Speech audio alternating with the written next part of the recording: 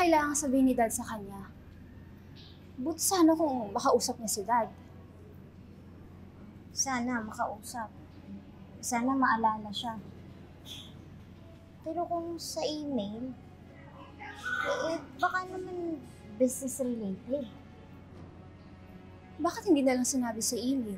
Bakit kailangan mag-meet pa nila? Alam mo, may punto ka eh.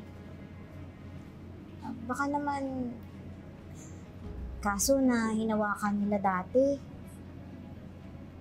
Hindi talaga ng mundo. Nakilala si Sir Ramir at si Attorney Nair.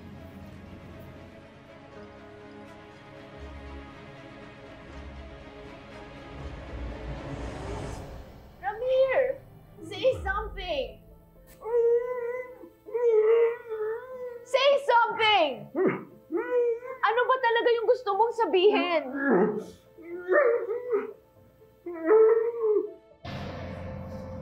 Huwag naman sanang may affair sila ni Dad nun. Pag nagkataon, lagot ako kay Mom. Hindi naman siguro.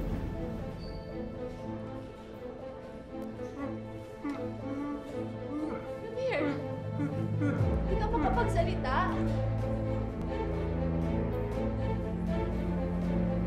Dad?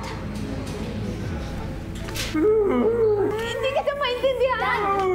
What's happening? Nakakasama ako sa kanya yung ginagawa niyo. Mabuti pa kung kalis na kayo. May gusto siyang sabihin! Dad!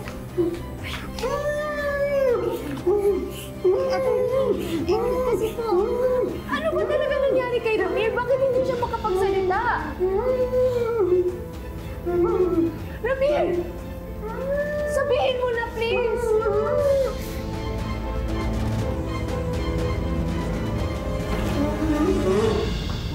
Stay the hell away from my husband!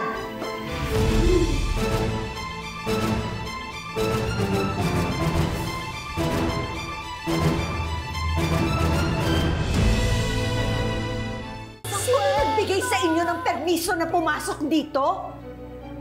Mom, Ma'am Patricia, wala pong kinalaman si Trixie. Ako po talaga yung nagpumilit na pumasok dito. Ikaw talaga. Wala kang kasing kulit. Sana namatay ka na lang nung kinidnap ka para hindi mo na kami ginugulo dito. Pwede ba? Umalis na kayo. Layas! And you too. Out! Patricia, bago ka dumating, meron sanang gustong sabihin si Ramir. Kaya lang dumating ka. Ay, sorry ha. Naka-istorbo pa pala ako sa kamustahan ninyo. Wala akong pakialam kung anong sasabihin sa'yo ni Ramir. Dahil ang masusunod lang dito ay yung sasabihin ko. And I say, leave! Lumayas kayo! Get out!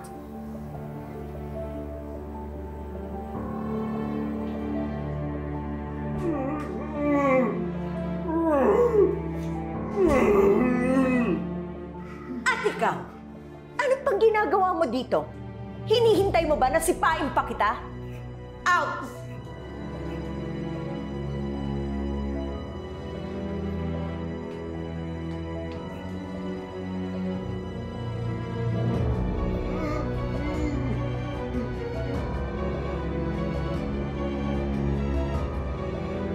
Layas!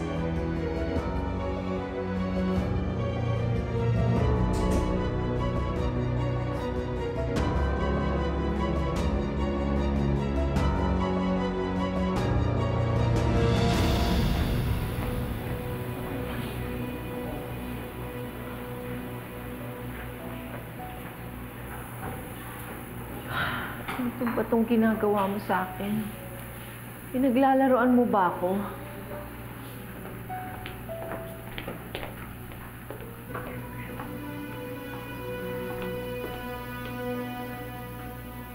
Masyado po bang importante yung kailangan niyong malaman kay Sir Ramir? Kaya kayo nagkakaganyan? Hindi ko alam, Lilet. Pero sigurado akong parang importante nga.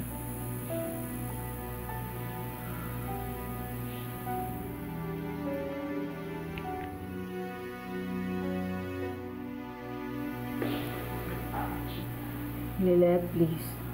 If you're trying to comfort me, no. Hello? Yes, anak. I'm on my way.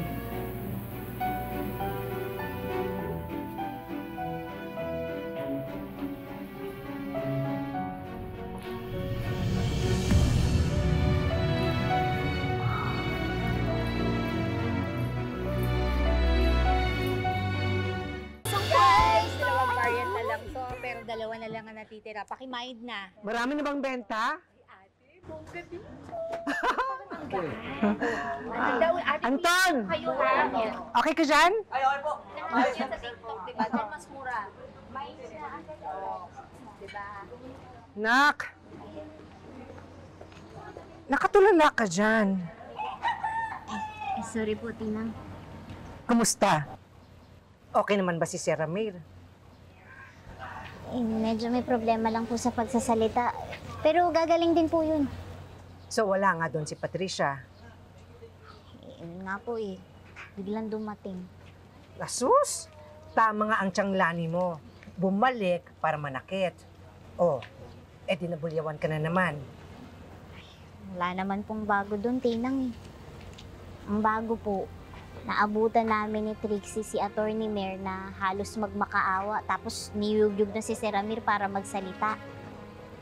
Ha? Tungkol naman saan? Magkakilala pala silang dalawa? Ayun na nga po eh. Ang sabi, bago daw po atakihin si Sir Ramir, may importante daw po siyang sasabihin kay Attorney Mayor. Sa tingin ko po, importante talaga yung impormasyon na yun eh.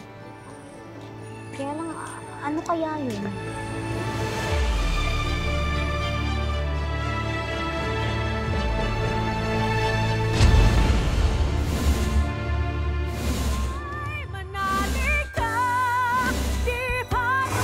May nabasa kasi akong article na meron ng mobile application na kayang i-interpret ang gustong sabihin ng isang may aphasia. Gaya nung kay Sir Ramir. Ibig sabihin, makakausap nila si Sir Ramir. That technical device, it won't solve anything. I don't trust this AI. I don't even trust you right now. Si Lady Justice mo, lilipad na. Tingin mo ba gugustuhin ni Attorney Mayor na makuha yung sagot sa mga tanong niya kay Sir Ramir bago siya umalis? Paalam natin sa kanya yung mobile app na to.